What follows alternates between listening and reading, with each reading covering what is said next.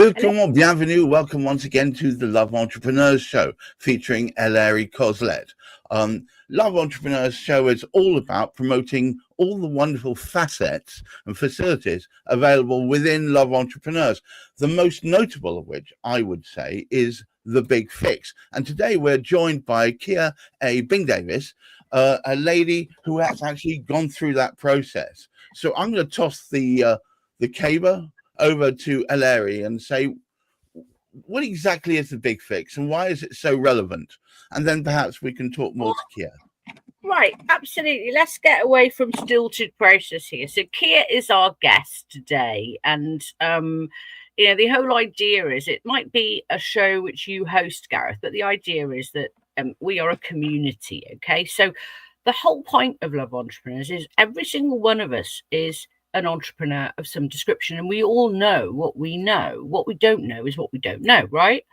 And this applies to me, it applies to you, Gareth, it applies to Kia, it applies to the person next door, it applies to all of us. There's no hierarchy here. So we come together, doesn't matter how big or how small the business is. And the magic is that we come and we ask our equals, if you like, who are working in totally different businesses, let's say, exposed to different ideas all the time, what do they think about what we want answered? So, for example, it could be something like, hey, I want to expand my community. I need new clients. I've got a problem with this, that, or the other. It's a consultative, I love that word, a consultative process amongst equals. It's not like your classic mastermind group where you got six ugly and white male old people sitting up there, pronouncing what should be done. You've got people from, and the audience mixes up all the time because this is free for people to do. It's really important that this is free. Yes, Love Entrepreneurs is a paid community if you want to join it, but guess what? You don't have to. You can do what you like with it.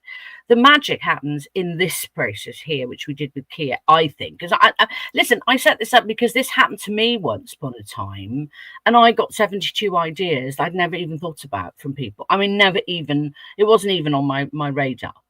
That's why I did it. I thought, crumbs, if this has worked for me, it could work for so many other people.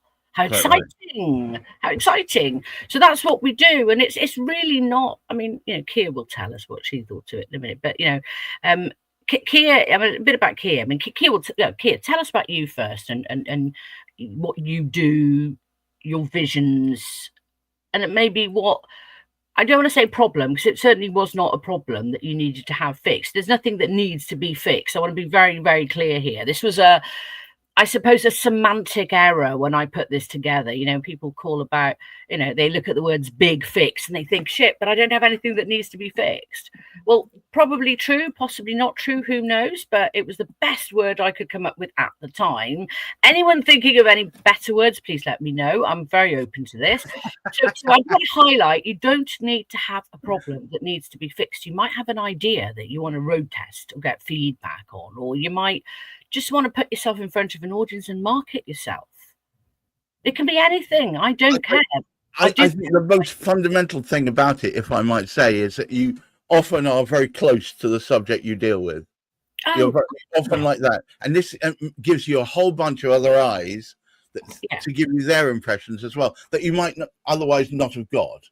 And none of them haven't necessarily have an axe to grind with you. So therefore, they're going to potentially give you a much more unjaundiced view of it. So I if nothing else, it's stepping out of your own echo chamber and hearing other views on the same topic. And you don't, I guess the most a really important thing is nothing that comes out of this do you have to adopt or use or whatever. It's just a tool, nothing more.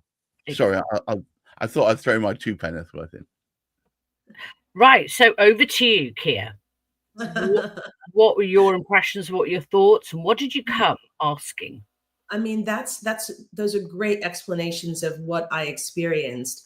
When I came on the Big Fix, it wasn't necessarily to have an issue fixed. It was to gain perspective. It was to gain other insights. It was to gain other ways of looking at things. You know, as Gareth has said, you know, I'm very close to sort of my business and my mission and where I'm trying to go.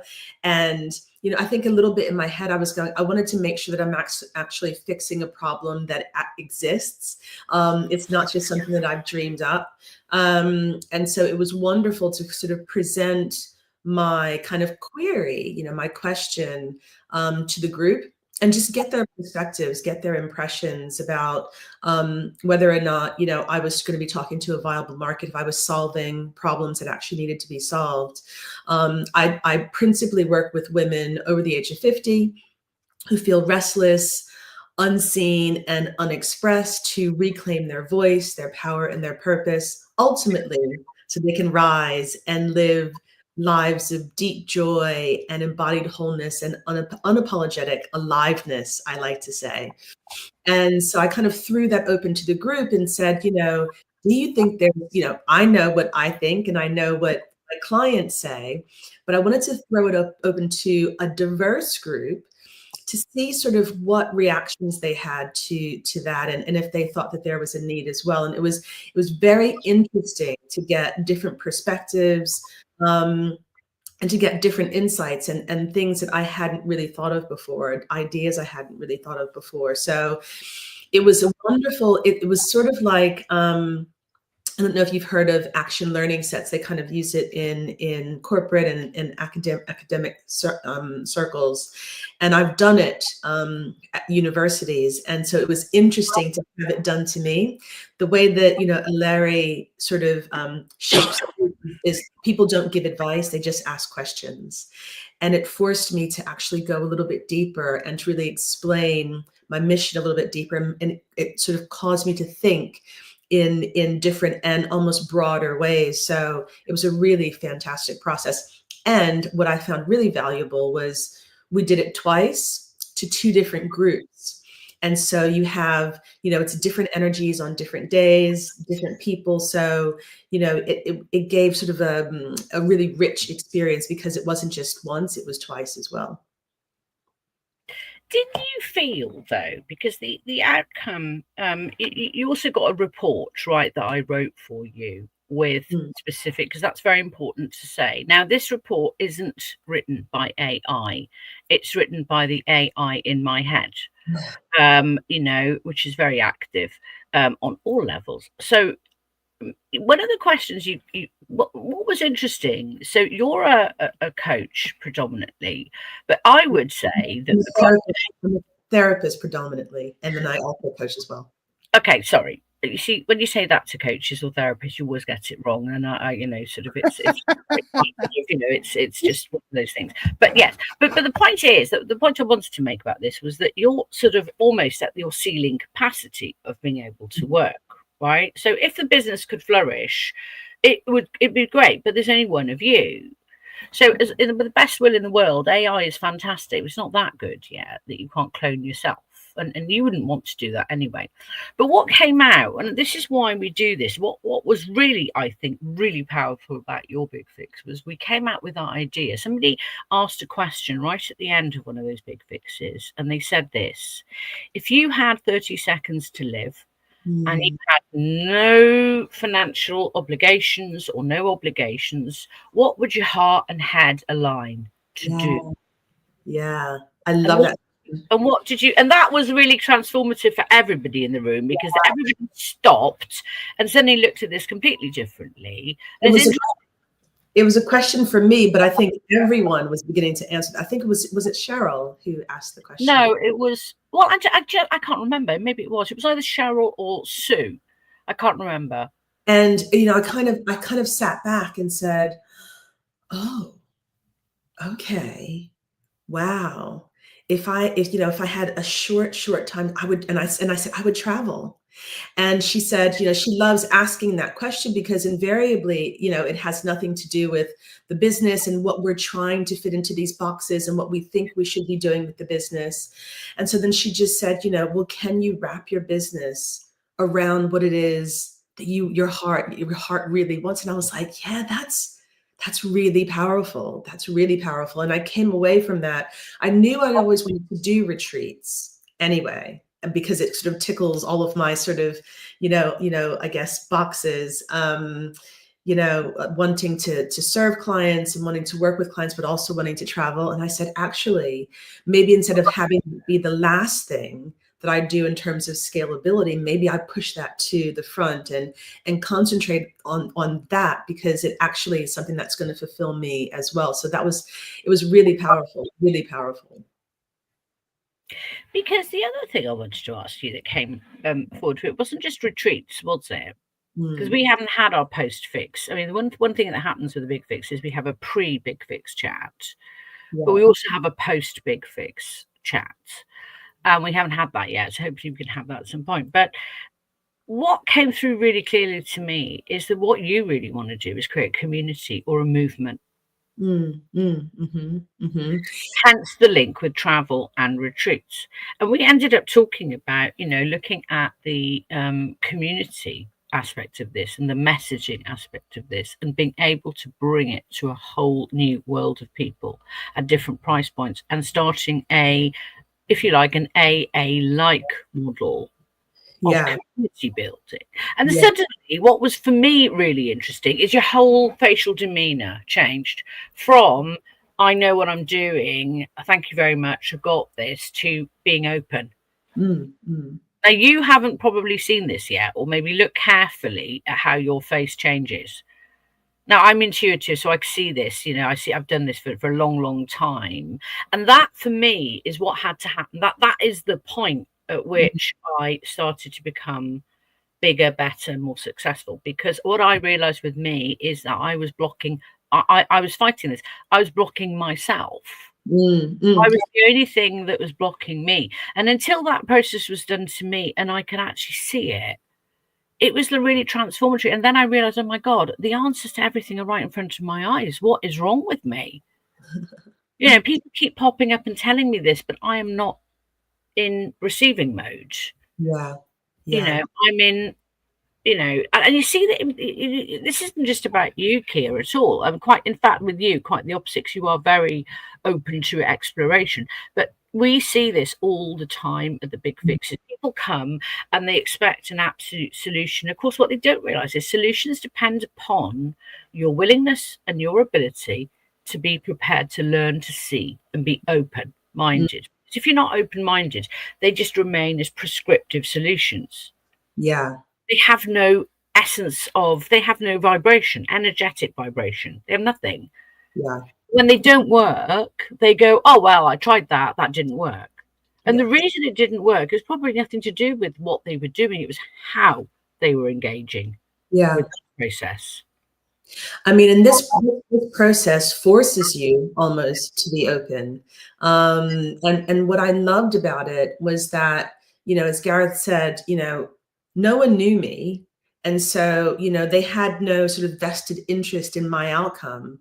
They just approached, what I was bringing with this wonderful sense of curiosity. And I do like to think that I am open, and I know I don't have all of the answers. Hence the reason why I wanted to be on the Big Fix, because I was like, I really wanted some different perspectives. And what it gave me, the sensation that it gave me, especially with questions like the one that you posed, was, wow, there's this kind of there's this space within me that I'm not tapping into. So very often in my work, I ask my clients to drop down from their head into their heart, and I'd forgotten sort of to do that for myself. So it was a wonderful reminder of a process that I kind of tend to share with people, and it was this reminder that I too can do that, drop into my heart, and what can that look like?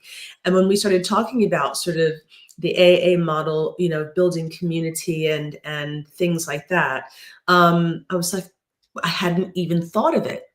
I hadn't even thought of it. And in my mind, I'd shied away from building community, because somewhere inside of me, and this is probably my own issue, is building community felt like hard work. It felt like hard work. Like, I'm going to need staff and, different technical things and I was like, oh, I just want this to feel like ease. I wanted to feel like grace and ease. And so I've always kind of taken a step back from the idea of building community. And when we kind of came up with this, when this idea started to emerge, I was like, that feels different. And that feels really aligned. And what the Big Fix did, because it's such a wonderful, warm, open space, was that it allowed me to feel into the idea as That's opposed, it. as That's opposed it. to as opposed to thinking up the idea. And when I try to think up things, it doesn't quite work. And it allowed me to feel, allowed Yeah. the idea to sort of emerge through the group because of the container that you're creating. So it was really powerful, really powerful. That's precisely it. That's what we want to achieve. You need to feel into it. Those who in tune and in tune into things, feelings wise, will win through. And then it's the perfect fusion then between the head and the heart. Absolutely. Because then I take those ideas that I was feeling and then say, okay, practically, brain, now you can kick in. Now what are we going to do? So it was the process that was the right way around, if that makes sense. Yeah, no, totally. I mean, it's great to hear you say that. And actually, while you were saying that, I was making mental note to self when you were talking about, oh, yes, I talk about people dropping from head to heart, etc. And I was thinking to myself, yeah, but I don't do that very much anymore, do I, actually? So here's me saying here and opening, because we don't. We're really good at telling everyone else what to do. We don't do it ourselves very often. I think that's an allegory for all of our businesses. We're very good at telling other people what we think they should be thinking about, but not necessarily apply it to our own selves. Just before we wind this up, Kia, if you were to summarize the experience you had, and perhaps with a view to talking to other potential entrepreneurs or existing entrepreneurs who are thinking, well, I don't know what it is holding me back, but I don't know, I haven't got enough information. Why would they come on the Big Fix? You know, quite often when we're blocked in our businesses, you know, as Larry rightfully said, sometimes we're in the way. We're in the way, but we can't see how we're in the way. And we're trying to think our way out of it and, you know, go on, you know, AI or, you know, whatever. And this was a wonderful process that allowed, through gentle questioning and then offering solutions at the end, advice at the end, it was the right way around. They asked powerful questions to allow me to go deeper into, you know, my mission, my purpose, but also into my heart. And it was holding up this wonderful mirror. You know, as we've just said, quite often we teach people what they should be doing and we don't do it ourselves. So it challenged me, it really challenged me to hold this mirror up to myself and say, well, actually, are you going to walk your talk? Right? Are you going to? Yeah, that lovely phrase, walk your talk. It's horrible, isn't it? It's like, whoa. It's so on the money because so many people have got lots to say, but when they apply it to themselves, they find they're actually not following their own doctrine. And it was a wonderful, gentle way of saying, you know, are you going to actually action what you're teaching? And it was, you know, really powerful, but really gentle, and challenged me to, it's sort of like, it was a wonderful kind of little, it was almost like a mastermind, if you will. But just a wonderful, just a wonderful process to challenge me to be better in my business by actually, walking my talk. I was really, really grateful for the process. So overall, I would say it's been an eye-opener for you. Is that fair? It was. It absolutely was. And, you know, I'm actioning some of those things that we talked about.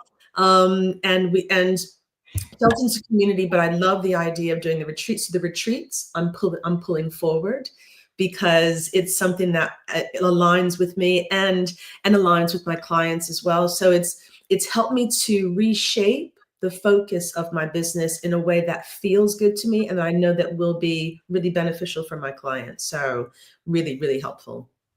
Okay, well, at this point, what I'm going to do is draw a bit more attention to our special guest. You see at the bottom, I'm actually going to put up to the a little QR code. There we go. And And that QR code points straight to Kia's LinkedIn, and probably a good place to start a conversation with her. So follow that one. The usual QR code at the bottom left is if you want to get some of that essence, that good, excellent feedback and support from a great up for it community of people who just want the best out of whatever it is you're doing, then start your big fix today. That's the bottom left hand corner. It costs you nothing and will gain you a whole lot. But I'm just going to wind the show up by saying thank you all for attending. Thank you, Ellery Coslet, who is the mastermind behind this. And thank you for your attendance, Kia, Bing Davis, for being here. And to you out there watching, remember, keep your feet on the ground, keep reaching for the stars. Who knows, you might catch the moon. And you might catch a cold. Oh, let's not catch one of those. I already had one of them. And just Brando, and try and look after that mental health. Until next week. Bye-bye. Bye.